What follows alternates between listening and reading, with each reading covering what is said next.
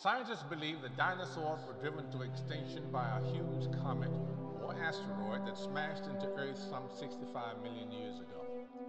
So, when NASA scientists launched the Deep Impact spacecraft to examine the structure of a comet by smashing into it, guess what they nicknamed the mission? Revenge of the Dinosaurs. Launched in January 2005, Deep Impact was sent on a 268 million mile trajectory that put it directly into the path of the nucleus of Tempel-1, a periodic comet that passes through our solar system every 5.5 years. Deep Impact consisted of two parts, the main spacecraft and the impactor. Separating from the main craft just 24 hours before reaching Tempel-1, the impactor used optical navigation to maneuver itself into a collision course with the nucleus of the comet.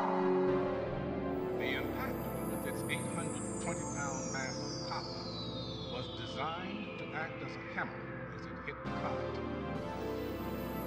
The main spacecraft, the observer, deflected so that it would fly to within 300 miles of the nucleus and receive radio signals from the impactor.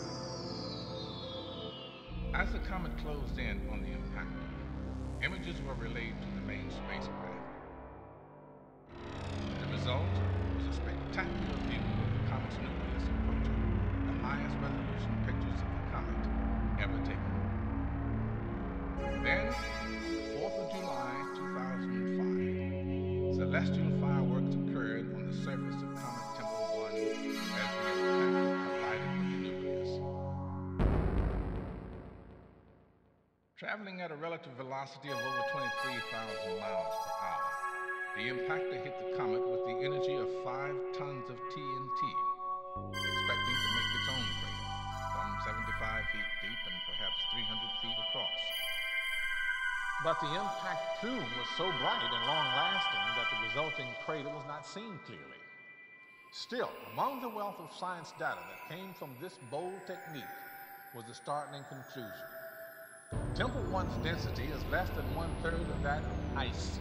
This means that Tempel-1, made of a combination of ice and rock, is like Swiss cheese with 70% empty space, putting the comet's surface density somewhere between talcum powder and soft snow.